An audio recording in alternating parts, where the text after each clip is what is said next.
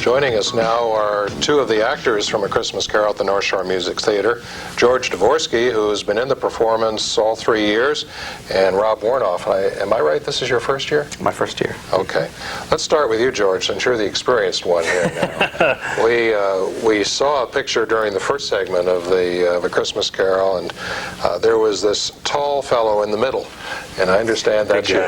Yes, the big guy, I'm the wearing ghost of Christmas Present. painter's stilts, which is not the secret of the trade here. You're not really 8 feet tall? No, I'm 7'4" in these 7'4", shoes. Yes, okay. the first year they had built them for me, and they looked like anvils actually on my feet. They were awkward to get around on. Last year, they got me some painter's stilts, and I can actually run in them. I don't in the show, of course, but I did backstage once, and they're much easier to maneuver. Why don't you tell us a little bit about your background before we talk about the show itself? Now, is this the only performance you've done at the Music Theater? No, I came to North Shore in 1987. Actually, North Shore has quite a warm place in my heart, which I know is cliche to say, but it really does. In 1987, I had done 1776. Okay. And it was one of the most remarkable experiences of my career.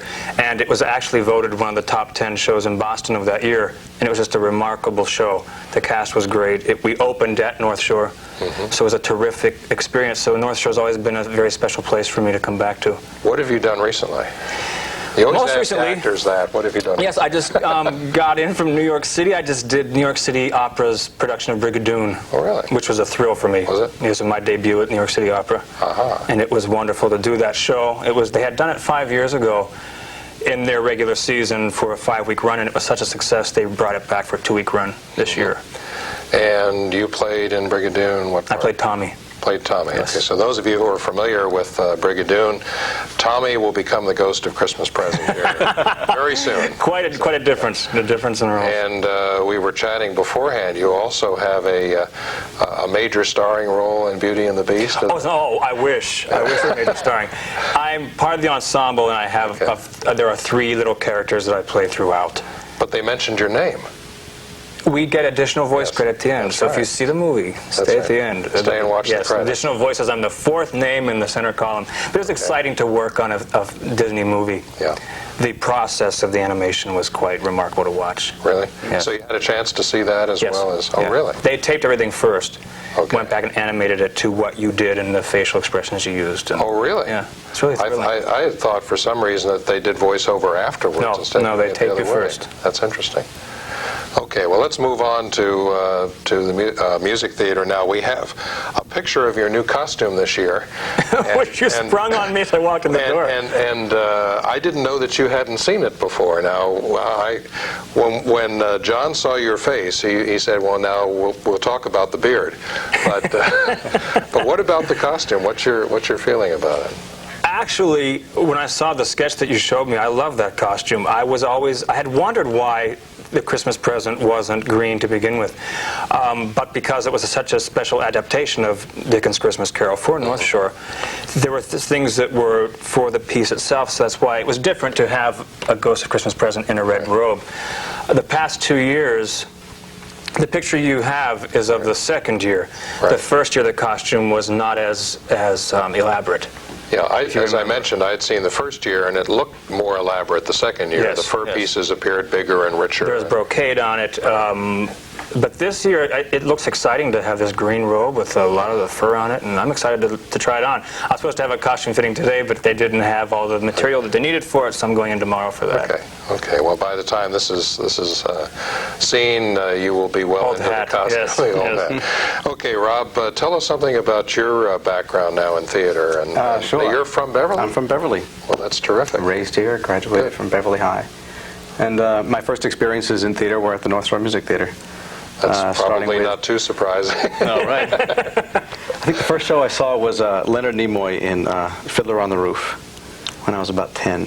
Wow. Leonard Nimoy. Leonard Nimoy, yeah. Gee. And then I spent a few summers ushering when I was about 13, 14, around there. Because it was great. I could see theater free every night. Sure. So I saw John Raitt do Shenandoah 16 times, and, Sure. Ginger Rogers, and lots of people came. Yeah. And what have you been doing recently then? Living in New York. Cliches, let me Right. Okay, well, I live in New York City too. I just most recently did a workshop of a new musical. When musicals are just written, a lot of times they'll have a workshop production. It's just 2 or 3 weeks for the writers, for the producers. That was in October. And since now the writers are back reworking it and rewriting it, and we go back into rehearsal in February.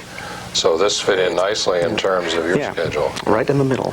And we have a picture of, or a sketch, I guess, of the costume that you're going to be wearing. Tell us about your role. Sure. I play Fred, who's Scrooge's nephew, who's a very nice guy. He's happy all the time. He's one of those very nice guys. Yes, he loves Christmas. Yes. And he loves his Uncle Scrooge. And no matter how bad or mean Scrooge is, he just still loves him. Scrooge helped him. I mean, he brought him up. He raised him because Fred's mother died, Scrooge's sister. Put him through school. Fred's very indebted to him. And so the costume is, he's nice and clean. You know? Nice clean lines in the costume, a nice jacket, a nice suit. He knows how to behave. It's the opposite of Scrooge, basically. Sure, exactly. I think he takes a lot of pleasure in his appearance, and you know, he's on his own now. He's working himself, but he's kind of very dapper. What are the challenges in the role for you? Oh, being happy for about 2 hours. Yeah, he is. He's a very nice guy. We are working in dialect, so that's always a challenge, to get something exactly specific and not just kind of a general British dialect. But this guy actually is upper class, and so he will speak differently than a Cockney or accent or something like that. Yeah. What are there physical challenges? This is a musical, dancing, singing. Sure. Today we staged a big party scene with a big dance in it, and that took several hours to do a dance that takes 60 seconds. Yeah. So, yeah. I'd had a lot of training as a dance. I started at Marblehead School of Ballet, where I took a ballet class.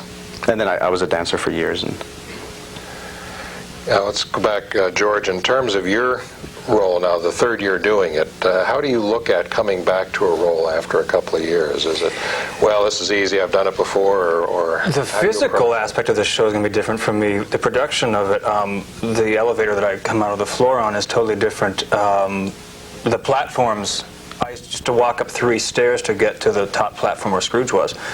The new set has a ramp and only 1 stair. So it's going to be different tomorrow. I'm going to put on the stilts and walk around in them to see just how to maneuver that whole role. That's the biggest challenge for me, actually. Everything else basically is what was there the past 2 years for me. There are some changes in the show other than what the Ghost of Christmas Present and I was going to say, for those of us who haven't done the show, the challenge is to do it in a week. Yeah. Yes. We just started yesterday, and by the end of the week, we'll have a show. You'll be doing the first one. Now, it would be a lot easier for you. I assume that there isn't really much change in terms of the songs, or... No, I just sing the same carol as on my entrance. Right. Actually, the first year you had seen it, if you remember in the second act, in the graveyard scene, Mr. Fezziwig did a number with Marley. That was changed last year to Man 1, who I play in the very opening of the show, and my sidekick. We do the pig dig. There was a pig went out to dig carol, which when they gave it to me last year, I thought, oh no. But actually, it turned out to be one of the most enjoyable parts of the show for me because we can have so much fun in it, and it is so different from the rest of the show. It's like a big nightmare.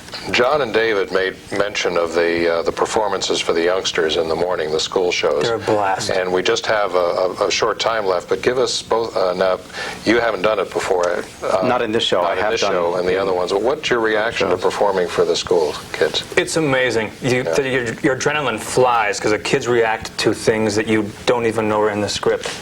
They'll be doing a scene and you'll hear something that the audience will go crazy for with the children, and that night when we do it for adults, they just kind of sit there and smile. You think, wait a minute, where's that reaction that the kids gave us? But it's actually a lot. I enjoy doing the 10 o'clock matinees. Yeah. They're really fun. A lot of times kids really bring an amazing energy to a performance.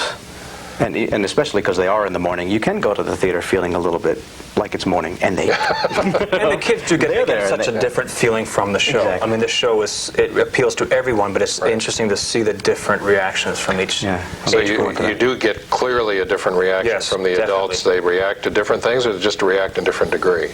Both. Both. Yeah. Yes. The adults they tend to be more reserved, and they're sitting watching a theater piece, so they'll whereas the children just go. They'll just do whatever they want to do, and it's quite exciting to get that reaction from them.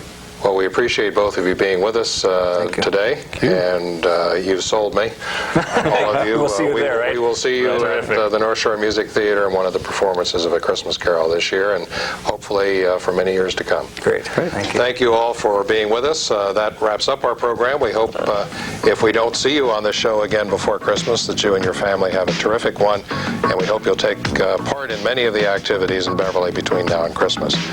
On behalf of the Beverly Business Association, I'm Ted Lane. Good evening.